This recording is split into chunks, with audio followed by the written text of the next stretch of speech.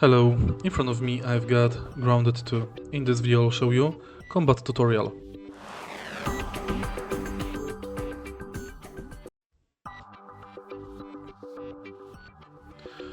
Basically, in the beginning in this game you will have two movements. Firstly, you can press and hold left mouse button to strike harder, or you can strike fast but with less damage. Press right mouse button to block.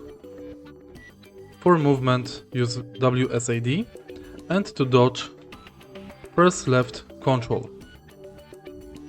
Further in the game, when you unlock more weapons, you will be able to use bows, staffs and magic. If you find this video helpful, please leave like, comment and subscribe.